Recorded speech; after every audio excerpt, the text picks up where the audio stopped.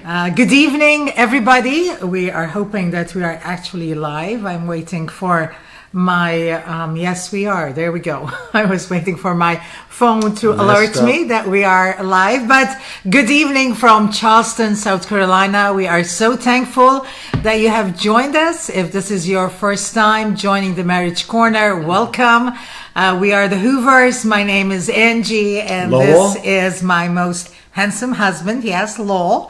We've been married for 29 years, and we are just excited to be with you tonight. There's been so much going on in the world, certainly in Charleston and in South Carolina. That is kind of the phrase that is constantly going on.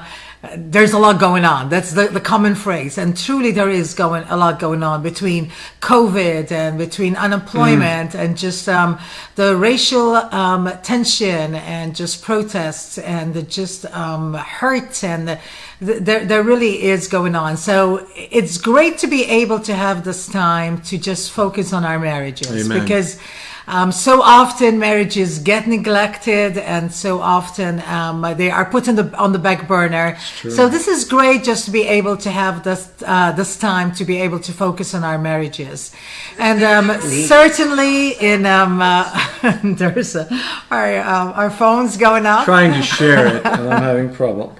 There we go. And certainly and unfortunately in our city and in our state, we are very concerned about all the COVID challenges that we have and the numbers of infections that are rising so rapidly. Unfortunately, it has become a hot zone, and it has become one of the most significant COVID places really in the world. So we do ask that you would also pray for our state and the people that are affected by that. And we have members in our church who have COVID. And, you're in our hearts, prayers, thinking about you. We pray for you and for a quick recovery, that it won't be severe. So it is great to be together. It's nice to spend time with marrieds and even some singles that sneak on here. Come on, that's okay. We're not going to talk about anything bad. We're going to talk about marriage and how great marriage is, and hopefully give some insights and thoughts to encourage us, build up our marriage. There's pressure on it right now. During this time, whether it's unemployment or not going to the office or fears, anxieties, there's pressure on our marriages. And the cracks appear, and it's going to happen. I think one thing is we've got to take it easy on one another. You out there, take it easy. And we've got to show a lot of grace and love to one another. And we need to continue to grow in our marriage. Absolutely. And do our always, best. Every day. So we always like to ask some questions to get your mind churning, because you're just sitting there watching, eating probably, lying in bed like the Abads did. I don't know if they're still doing that. But so we want to give you a question to start off. So here's the first one, if I can get there. Let me take this off. There we go. Would you describe your spouse as a pessimist, optimist, or a realist? So if you were to describe them, be honest. No, don't be honest. Just, say what they want to hear. Well, how would you describe them? I would describe Ange. Oh, you're going to describe me. I'm going to describe you. She's beautiful. She's awesome. She's Mediterranean. Hold on, we're gonna come out of this for a second. Would you describe your spouse as a pessimist, optimist, or realist? So, I would say you are absolutely a realist. That she sees things as they are, is real, is honest. She can sometimes look at the long term, like here's the worst thing that could happen. So in that sense, so I can be prepared. Yes, you can be prepared. There's that little bit of like this could happen, but I would say absolutely a realist.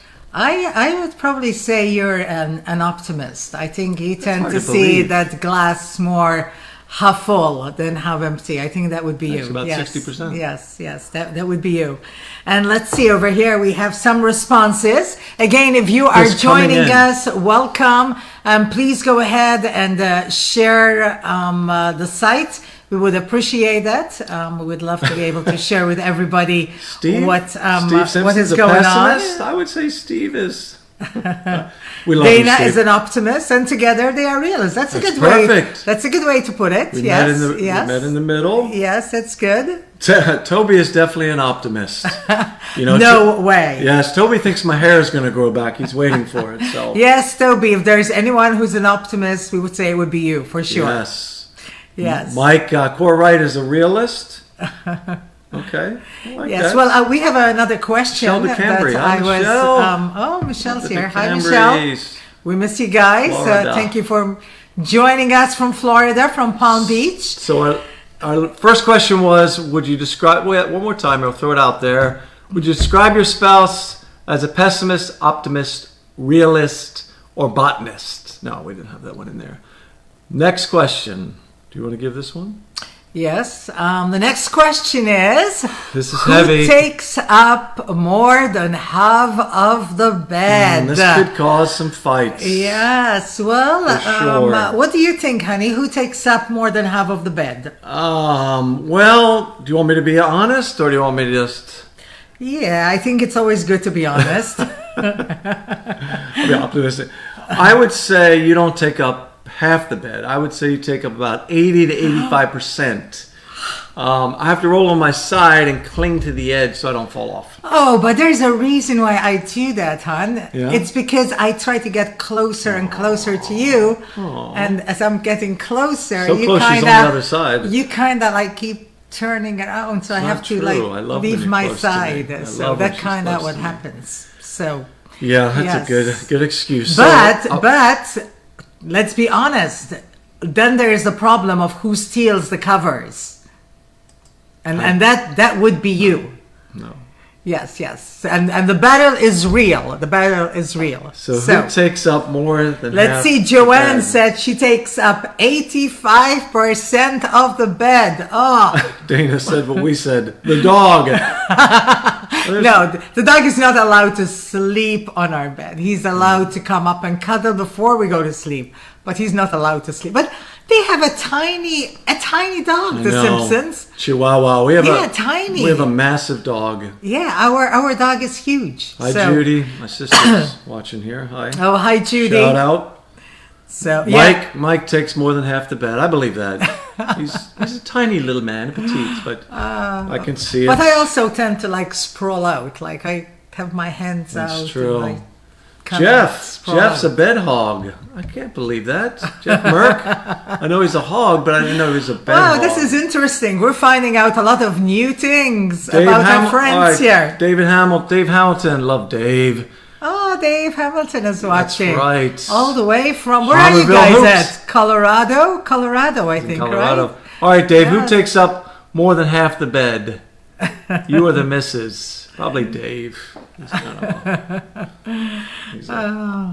Well, we are glad you are with us tonight, and we really hope that you enjoy tonight's session. Today, what we are going to be talking about is actually boredom in marriage. None of us want that, but unfortunately, we do face the challenges of having boredom in our marriages.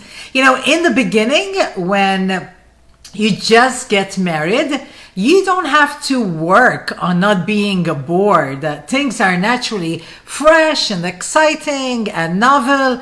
You get a kick out of all the quirks that your spouse have, not knowing that you wouldn't find them as endearing and as adorable in the future. But over time, of course, life gets busy and new becomes routine. And yes, boredom sets in, especially if you don't focus on your marriage relationship. For most of us, going from day to day doing what we always do can get boring. We get up, we brush our teeth, we have to drink that coffee. Some days I brush my teeth. No, that's the first thing Lo does, is brushes his teeth. Then we drink coffee, we have a quiet time, we feed the kids, we go to work, we feed the dog, we pay the bills, we cut the grass, we do the laundry, we watch the news and horror, and we go to bed. And then also the scenery Pessimist. rarely changes. You live in the same house, sometimes for years and years and years. That's never been our case, but some of you do. You're in the same office. You go to the same supermarket, day in, day out. You drive down the same roads. You take the same route home. Whew, I mean, you attend the same few restaurants. You order the same 3 dishes and go to the same places on every date. You go to the same place for a vacation at around the same time of the year. I mean, yes, it's boring just talking about it. The lack of new places and surroundings can rob a marriage of its excitement and of its sense of adventure. Maybe you are one of those people who, when asked how life is going, maybe you're one of those that would answer, same old thing, nothing new, same old. Maybe that's how you answer. Maybe even your sex life is on a schedule. Same time, same day, same bad channel. Every week, same place, same position. Maybe even sex is filled with predictability, right? That's how you say it. Predictability. The ability to predict. Repetition. Just really nothing out of the ordinary. Just nothing adventurous. When a marriage is characterized by a lot of tedious routine and predictability, it can lead to bad decisions, to arguments, and to resentments. Really, boredom and a dull daily routine can kill a marriage. It can squash intimacy and romance.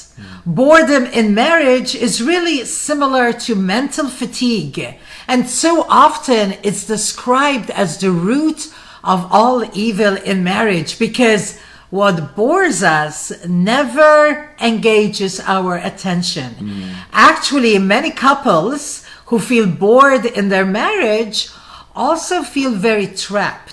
That's why like teens tend to feel very bored, because they're not given a lot of control over their life or over what they want. So it makes them feel like they are trapped. And similarly, it happens in marriages as well. I was thinking maybe ADD, but there's other reasons they're bored. Yes. So what happens is not just your life and your marriage gets boring, but also you get boring. You get dull and restless and uninteresting. It's easy to point fingers, but you also have to do some internal evaluation. Maybe you've become dull because nothing about you ever changes. Maybe it's hard for you and your spouse to just laugh like crazy and look silly like us. We sometimes fall on the floor laughing, at least I do. But yes, it's true. When I fall on the floor laughing, it's usually at Lowell, but he takes it well. Not with me. He's a good sport, yes. What she thinks. Maybe it's not just your environment. Maybe it's that you even lack imagination. So maybe, we have a lot of maybes today. Yes. Maybe. But maybe you are also one of those people that likes it that way. You're a risk-adverse couple. You've traded adventure and discovery for safety. You don't like doing anything new or doing anything different. You don't want to go to new places. You don't want to explore. You definitely don't want to go on a plane. You don't want to have diverse experiences and variety in your life. Or maybe you believe that all good things come to an end, and you accept this as this is just life. You just don't want to set yourself up for disappointment. You don't want to have your hopes crushed, so you abandon your dreams and let go of your hopes, and you feel like, man, I just need to settle for the same old thing. Maybe you think that boredom in marriage is just inevitable. It's going to hit everyone. Were you going to say something? Yeah. Do you think there's anything I do that's predictable? Do you think, about my life? Well, thank you for putting me on the spot. Yeah, Yes, I can think of something that you change do. it immediately. Okay. No, I was Brush my teeth in the thinking morning. how, It's good predictability. I was thinking how you are so predictable about going to bed and always sleeping on the same side of the bed. I mean, I've got to That's let a everybody. bad thing? Well, no, it's predictable, and God forbid I should ever lay down, lay down on what you call your side of the bed. Sure over. So I've got to share this, that there's been a couple of times when I thought, you know what, we always sleep on the same side of the bed. Let's switch it around a little bit. Yeah, so I just got on Law's side of the bed. Well, the first time he literally picked me off the bed and carried me to my side. And then I did it another time and he pushed me off the bed onto the floor. That wasn't nice, but that's what he did. So, yes, you are very predictable in that way. That's terrible. But I must admit that when Law is out of town, I do sleep on his side of the bed. Yes. We'll be fighting later. And I sleep in his t-shirt because I miss him. So, yes. Weird. Yes.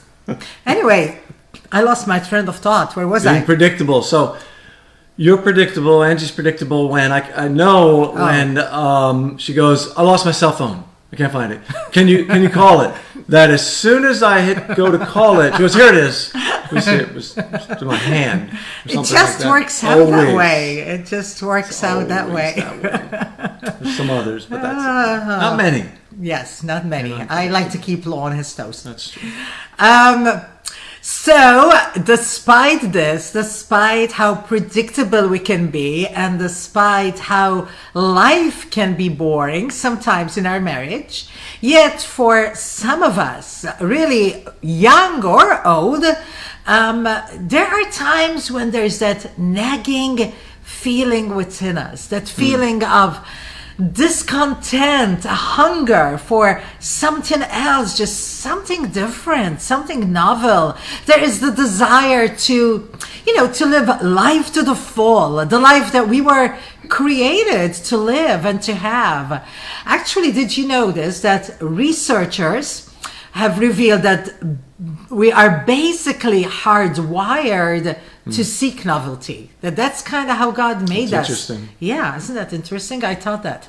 So science has proven that love and excitement doesn't have to die in marriage. Woo. There is this research professor in the department of Rutgers University. Her name is Helen Fisher, and she did this experiment, which is really interesting. So she did PET scans of people who are married, and she had a group of people that just got to know each other. They were madly in love with each other.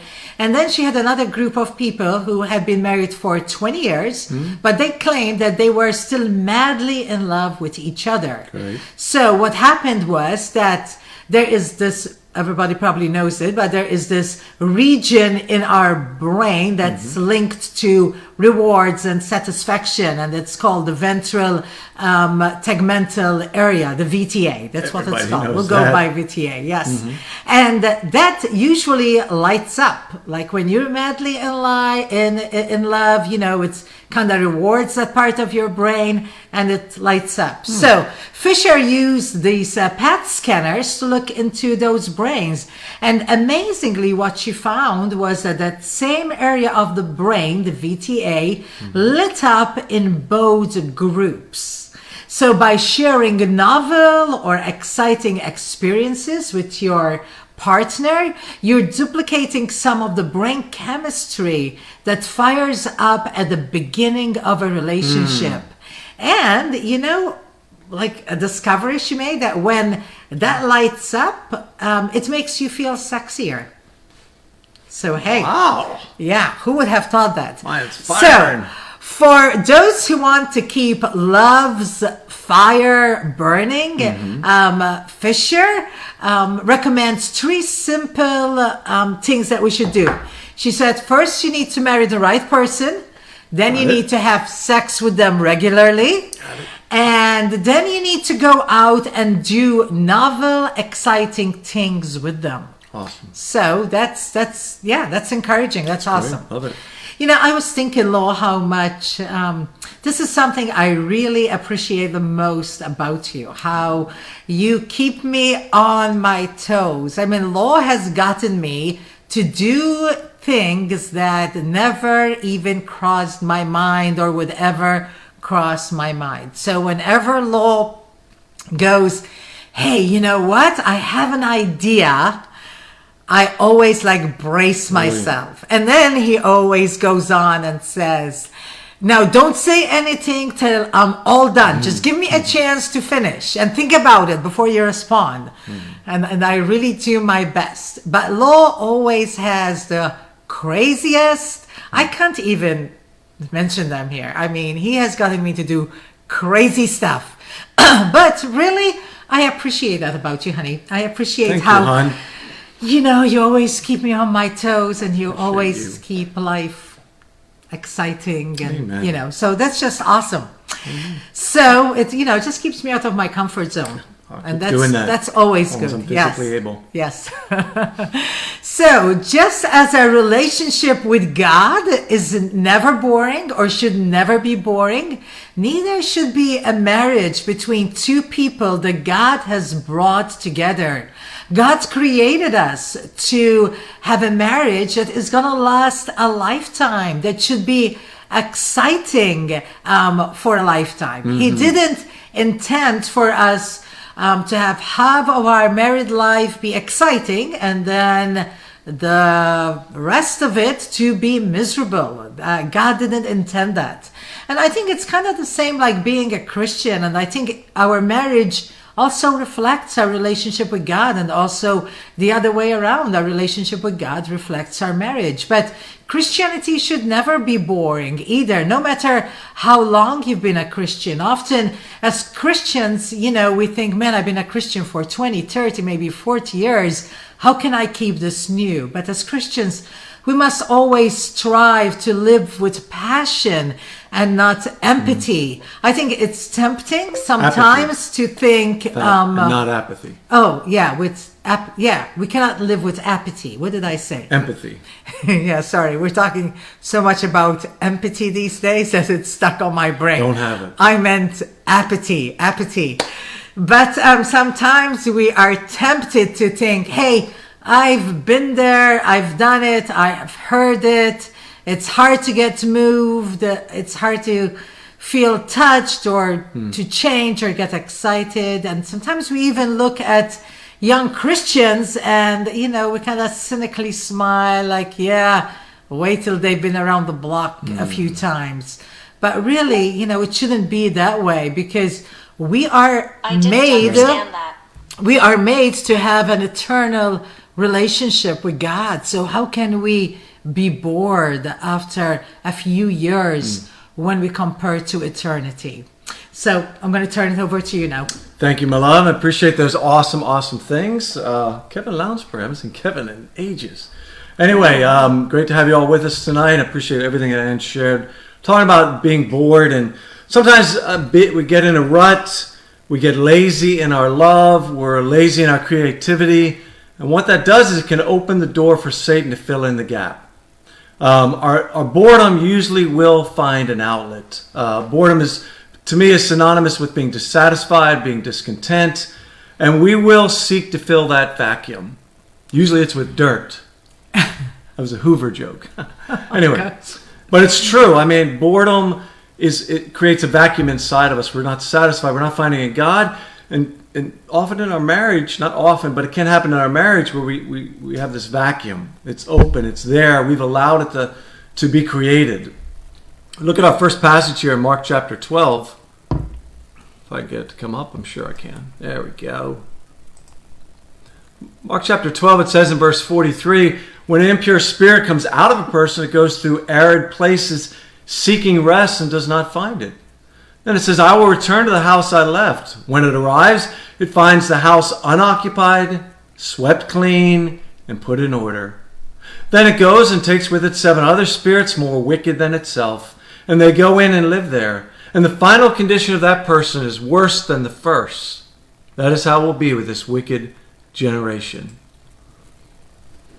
You ask yourselves, have you fallen into the trap of outwardly acting like a Christian?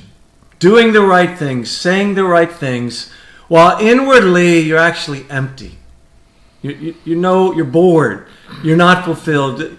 Christianity to you is not happening. You're just going through the motions. Maybe you're even envying the world. How about in your marriage? See, the trap is laid. You do the outward things in your marriage, say the outward things, but you no longer put in your heart. You no longer put in sacrifice and efforts. You no longer, like God says, seek me and seek me first. You're no longer seeking it and seeking it first. And what happens is we're sweeping everything clean. Sweeping it clean. Getting it in order. Getting everything right. But there's that vacuum. We're not putting all we have into it. We've stopped appreciating our spouse. We've stopped doing the little things. We stopped giving and serving. And this big vacuum is created. And something is going to fill that up. The Bible here says that once you clean everything, get everything in order, you're doing the right thing.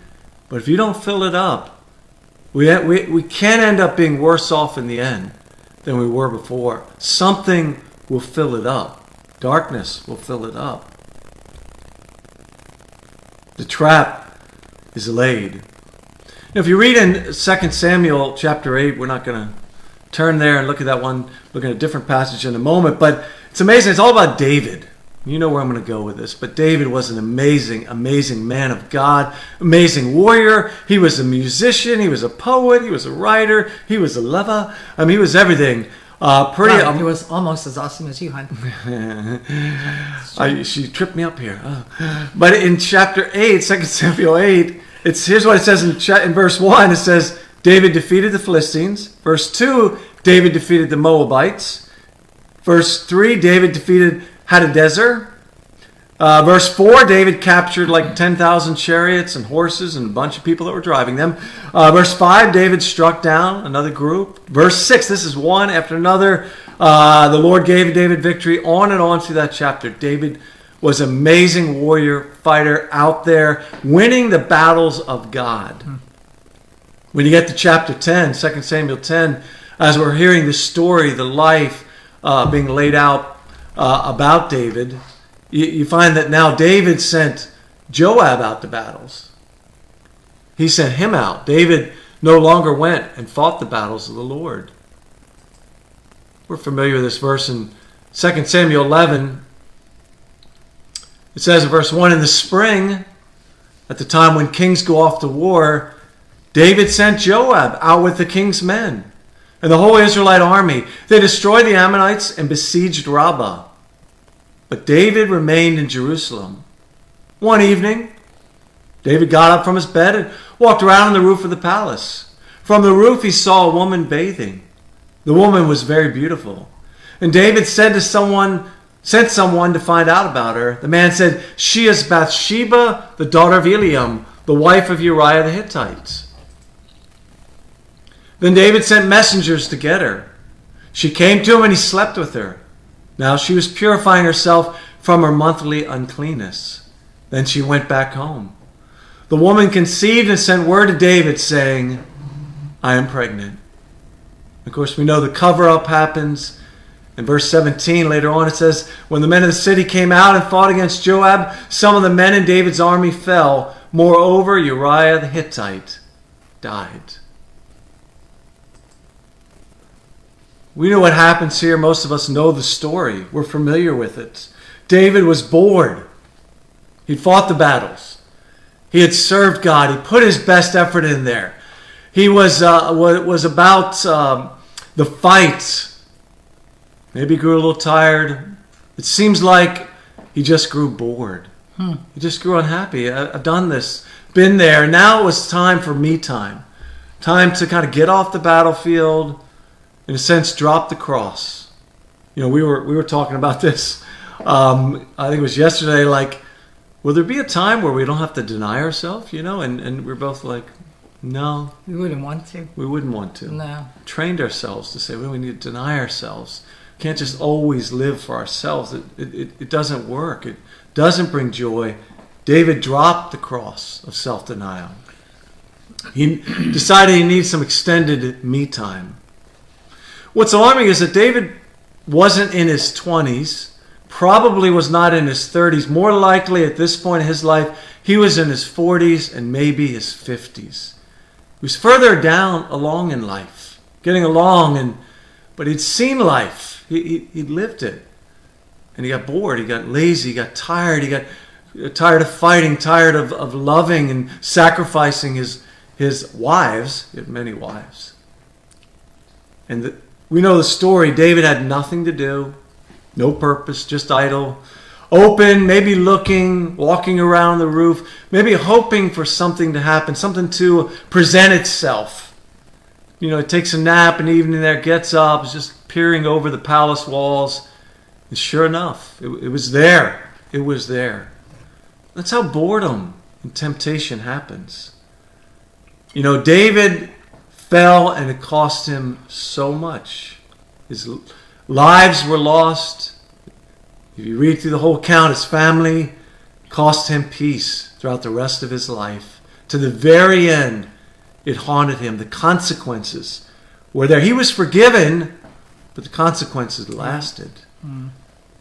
Guys, boredom can very often lead to our hearts wandering, to unfaithfulness, like it did with David. That's the first step. The trap is laid. You go, I wouldn't go there. There's no way I would go there. Well, maybe it's unfaithfulness. Maybe your job now consumes you. That's your first love. And your spouse becomes second. Maybe it's the kids become really what you pour everything into. They become your first love, and it's not your spouse. Is that unfaithful? Well, in a sense, something else is coming between you and your spouse. It starts with that boredom, with routine, with the rut, with not filling it up. I think very often we think there is no way I will fall. Let's think about something. 1 Corinthians 10, verse 11 says, these things, he's talking about some Old Testament things, really from the book of Numbers, but really he's describing all the Old Testament. These things happened to them as examples and were written down as warnings for us, for you, for me, on whom the culmination of the ages has come. So if you think you are standing firm, be careful that you don't fall. No temptation has overtaken you except what is common to mankind, and God is faithful. He will not let you be tempted beyond what you can bear, but when you are tempted, He will also provide a way so that you can endure it. As I said, Paul is referring to the things that were written down in the Old Testament. David's life. Yes, David was an amazing man. We can learn so much, but David's failures. He got off the battlefield. He dropped the cross of self-denial. Let's not get proud. Let's not get cocky. Let's not drop the guard, especially during this time. This is the most unusual time in modern history. We know that. There's nothing to compare this to. We all know that, and we understand that there is greater stress, pressure, anxiety, and we're at home more. We can't do all the things we normally do, and it can be a time where our hearts can wander. Don't think you stand. You can fall. You know, a romantic relationship study called the Normal Bar of more than 100,000 people in 2011 was done by the media groups including Huffington Post and Reader's Digest. They found that boredom was the leading reason couples gave for infidelity. Wow. Full 71% of men and 49% of women who had affairs said they did so because they were bored.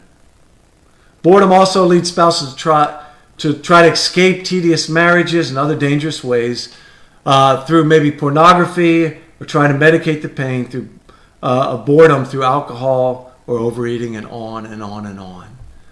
Guys, let's not think we're standing lest we fall. Let's not let our hearts become unfaithful. If we've gotten crusty, if we've gotten hard-hearted, we can change. We can change. We can revive. Love can be revived and created. It is a decision of our will. It's an action, and then the love, the emotions grow stronger and stronger and stronger. It's when we stop is when they begin to die and fade. What can we do to revive it? Well, a couple quick things is, one, we can tell the truth. Ephesians 4:16 says, instead speaking the truth in love. Sometimes what we do is we're not happy in marriage, we're not happy with our spouse, so we just stuff it and we smile and do all those outward things I talked about. But we never dig up some of the harder things that aren't fun, that can cause an argument and that's stressful, that's painful. But the Bible says to speak the truth in love. Don't give up doing that. Fight for real hearts, for closeness, for oneness. Also continue to share your life. Sometimes we think we know everything about each other, everything. And then we'll begin to talk and share, we'll get in conversations, we realize...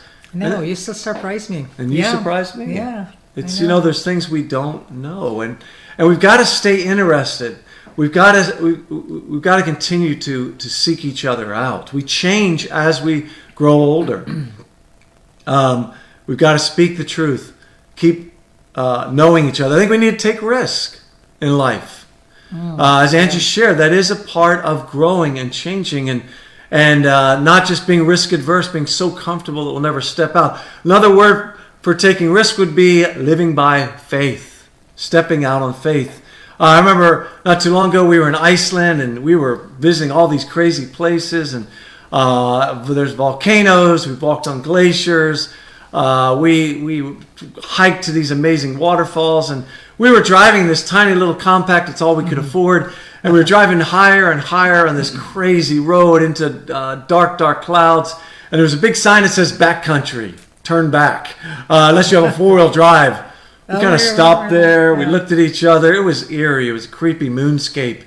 And I'm like, let's just try it a little bit. Nothing inside. No one inside. No paved roads. It ended right there. So guess what we did? Of course. Let's go off on the dirt road in a tiny little compact. And we went for a while. We loved it. We had a great time. We got stuck and we were killed by Icelandic savages. No, that didn't happen. But you take a risk. You take a risk. During during our lockdown in South Carolina, this wasn't a great risk. It was just, let's do something different. So I kind of got my MapQuest, that doesn't even, Google Maps, and I just kind of looked like, where haven't we been around the South Carolina area? I'm like, Francis Marion National Forest, that thing's huge. Look, there's some roads here, and look, this looks cool. There's a little lake. Let's see if we can figure this place out. And it's this massive place about 45 minutes from here, and we've driven around it and through certain spots, and we went and found it. And I have a pickup truck and we have a Prius. If you have a choice, take the pickup truck. We took the Prius. Driving through little bumpy dirt roads, narrow roads. Exploring areas phenomenal. We hadn't been to before, and that was. We weren't completely locked down, but we weren't. But we weren't around people. We weren't around people, and that made it even more fun. That's right, squirrels and chipmunks. Take risk. We were 40 years old. We stepped out of the ministry for a while, and we resigned. We sold everything we had, except we had 10 duffel bags. Us and the kids were each allowed to take 2 duffel bags, and we moved to Malta. And it was a huge risk. And we were pretty poor. We came back honestly with nothing. But we had some of the greatest times in our life. That's right. It was awesome. We lived in a tiny little flat. Everybody squeezed in this little apartment, but it was about 50 feet from the Mediterranean Sea. So anyway, take risk. I'm not saying sell everything and tell your spouse later, hey, I just sold everything. But live on the edge. Don't be afraid. Live by faith. Take spiritual risk. Step out. Do things different. And finally, live to please. Live to please others. Philippians 2, we know what that says. Do not think of your own interests, but also think of others' interests. Put others before yourself. Put your spouse. Don't stop loving. Don't stop loving. Anyway, I don't want to start singing. Oh, go ahead, hon. Oh, okay. I'm sure everybody will love Is it. there a crowd cry out for it? No. Everyone said, don't sing. Guys, today, hopefully this has been helpful. Let's really keep our marriage revived. If it's not, let's keep it going. Let's keep moving. Let's give our very best to one another. Anything else you want to share? Yes, just don't contribute to boredom. Make it different. Be different. We only have one life to live. That's right. Live it to the full. Sounds like a beer commercial. Yes. We love you guys. We'll see you in 2 weeks. Thanks so much for being here tonight. Yes, Have a thank you great for night. joining us. Have a good night. Bye-bye.